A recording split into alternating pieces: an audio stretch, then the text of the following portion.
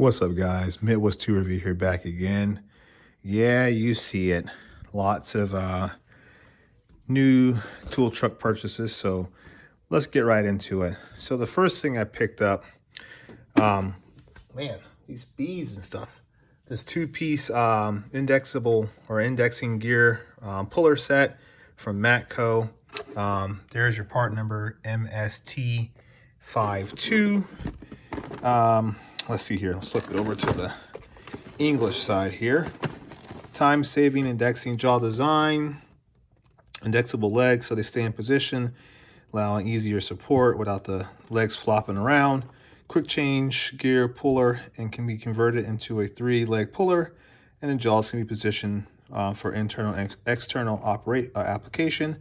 And then working jaws range from 2 to 4 inches with a 2-ton puller, and 4 to 7 inches, equivalent to about 5 tons.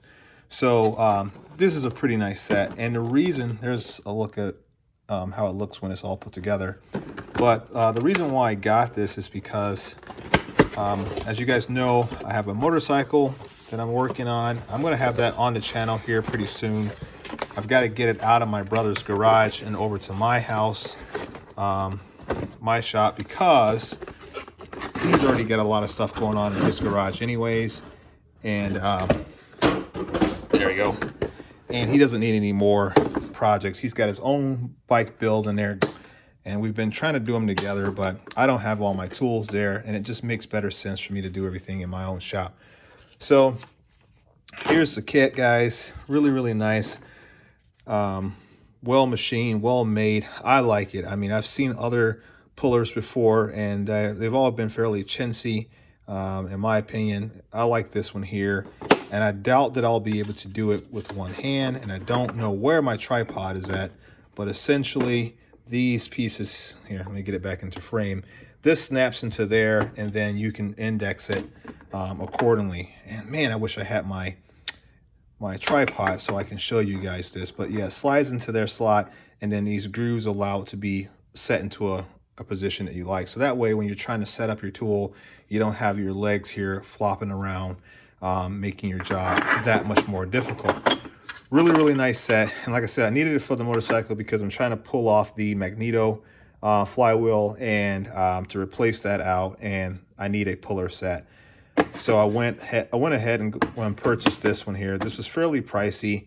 I think it was like $240, $230, but I really needed it. And after all, everybody needs a nice puller set in their shop.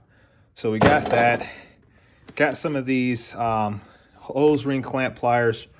This is for the ones that like to bite you and hurt you. So I got a set of these. I think they're like 20 bucks or something like that. Part number is CP9406. I've seen these. There's a set of these. No, these were like 30, I think, when I think about it. I saw a set of these on like my local Facebook marketplace for 20 bucks, but I figured help the tool truck out and buy them on the tool truck. Next tool I got is this universal hook set, solid set. I got it in the Matco orange. I like it. You guys, if you've seen one, you've seen them all. Part number is HS024. And I bought these because I had some makeshift ones that I built in my garage. And recently I had to kind of bend those out in order to take apart the drawers on my Snap-on box, because I needed something I can slide in there and hit the lever. So nonetheless, I had to get a replacement. So these are going to do the job. So whenever you're doing your brake jobs, you need to hang your caliper on the frame of the vehicle, you need some of these. So not bad. I believe they were 20 something. We are going to do a flyer review. This is episode number 20. Goes from September 26th up to 10/18 of this year. I'm not going to do that on this particular video, but we will do that on an upcoming video. So we'll toss that off to the side.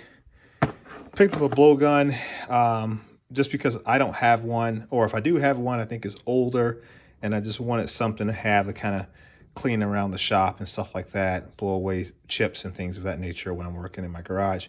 So I picked that up. Not very much money. Lastly, I believe that's the last thing.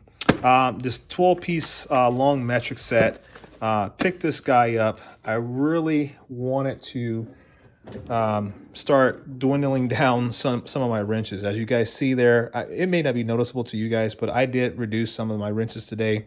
I grabbed a lot of things that I had triplicates of, took them, traded them in on the truck, got that set there. I still have another long pattern set down here. These are the Craftsman USA, but they were made by SK. And then I have my Blue Point ratcheting reversibles. Obviously, I have my Capri. Can't get rid of those. I think, what are these here? Let's see what's underneath there. That's a set of Colombian wrenches by Wilden. Just some long pattern combination wrenches. My snap-on wrench set that I'm still working on. I don't know that I'm ever going to get that set completed out. And then obviously my ratcheting snap-on, my Flink Drive Plus snap-on. Then I've got my Harley Davidson Williams, I believe, built these for snap-on. Got the metric and SAE set there, and then a little small cheap set of Cobalt stubby wrenches. And the whole idea was behind this is to, when I finish up the snap-on box, this will be, the Matco box will probably have the Craftsman's, it'll have the Capris, it'll have everything in this drawer with the exception of anything snap-on. All snap-on wrenches are going to the snap-on box. All snap-on tools are going to the snap-on box. And I'm trying to, anything I have to deplete from this box to put into the snap-on box. Obviously, if it's important to kind of keep it in here and I want to have maybe a second set, I will buy another set of tools. Now, it doesn't mean that they're going to necessarily always be Snap-on or Matco. It may be Mac, because I have a Mac dealer now. I don't have a Snap-on dealer yet. And I have my Matco dealer.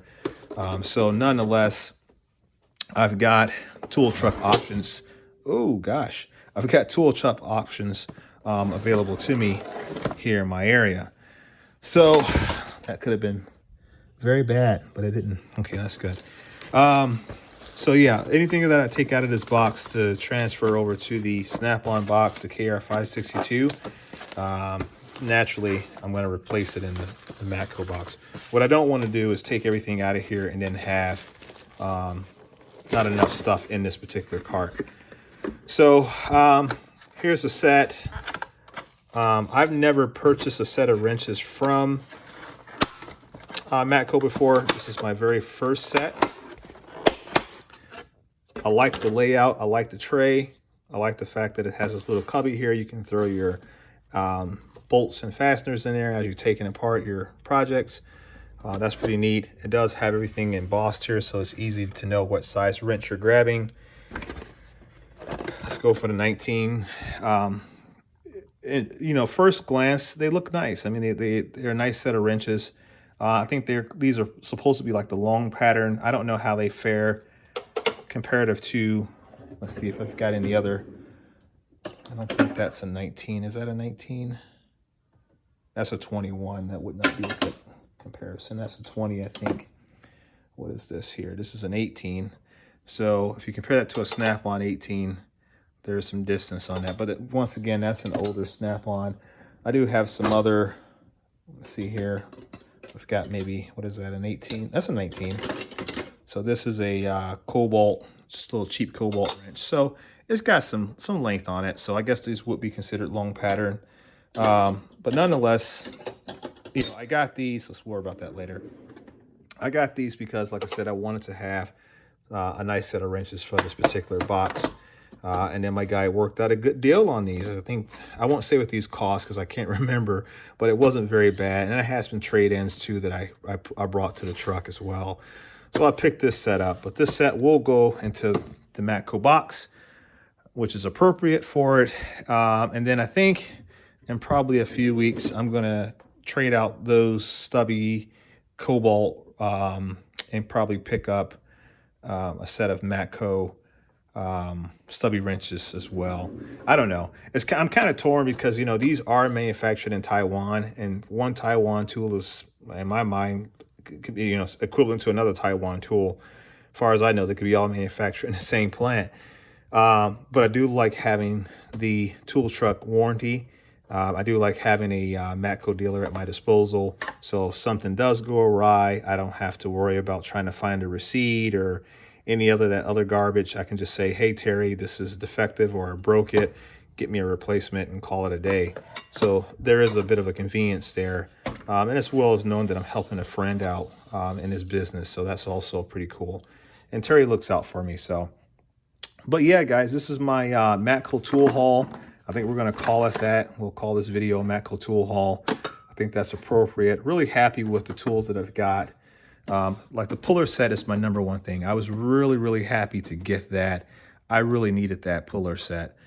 This box is getting out of control. I think we're going to trade this box in probably in about a year or so. Maybe get something bigger. I don't know. You guys saw my earlier video today. Joe from Joe's All-Star Tools over at the Coon Trucking channel hooked me up with these baby Nipex Cobras. Hopefully you guys saw my previous video today where I showcased these. So I got this set, came in the mail today. Very happy about that. Once again, special shout out and acknowledgement to both Clay Coon and Joe for making it possible. I did put Joe's contact information on my other video. So if you guys want to get in contact with Joe, by all means, please do so. He's very responsive, very helpful, very nice guy. And I really enjoy working with him. So yeah, that's pretty much my tool haul, guys. I don't know how much more I'm going to be buying in the next couple weeks or so. You guys know me. If it's a good deal, I'll pick it up. But this has been a fairly expensive day for me. I mean, the wrenches and the puller set was fairly expensive. And then obviously these other little bits weren't that bad. But that's a lot of money. And, you know, I'm not poor, but I ain't rich either. So you know how that goes. But sometimes you need some things and you just got to do what you got to do so that you have what you need. I'm the kind of guy where I don't like having a job and then I run into something and I don't have that tool. And like I said, I'm going to bring that motorcycle here. I'm not even going to tell you guys what it is. It's nothing super spectacular, but nonetheless, it's a cool bike. And I've got some really cool plans that I'm going to share with you guys. And so the process has already begun. The bike's already been stripped down to some extent. And work has already begun on it. So I'm going to bring that over, kind of bring you guys up to speed of what we've got going on. I think that's going to make for some really good content. So let me know if you guys would like to see more on that. I certainly want to share that project with you guys. The Snap-on KR562, that box is getting completed as well. We're heading full steam down the road on that. Like I said, the goal is to have that done by Halloween, October 31st. So we've got a few more weeks left to get that project wrapped up. That includes body work, painting, primer painting, clear coat, and then assembling all of the components that are coming through the mail. Got a call from UPS today. Snap-on sent me some more parts to that box. So I don't know what it could be because of the weight. It's not what I thought it was, but the weight nonetheless suggests that it's something, maybe a handle or something. I don't know what it is. Locks or something. I don't know. But that's going to be here tomorrow. So we'll do a quick video and we'll give you guys an update. And maybe we'll capture some video content on what I'm doing currently on that box rather than give it to you in a past tense form. So, all right, guys, make sure that you follow me on Instagram at Midwest_tool_review. Also, make sure you're subscribed to my channel. Make sure that you're leaving a comment. I try to get to the comments. I try to get responses back to you guys so we can have that level of engagement and continue to support my channel. I need you guys. I'm not a mechanic. I'm a DIY, but I'm trying to have the absolute one of the best setups that I possibly can as a DIY. So I'm working hard on it, trying to deliver some good content to you guys, trying to show you what it's like to be a DIY who is focused on getting some of the very best tools that I can find in the professional tool or pro tool community. So, all right, guys, love you guys. Catch you on the next one. Peace.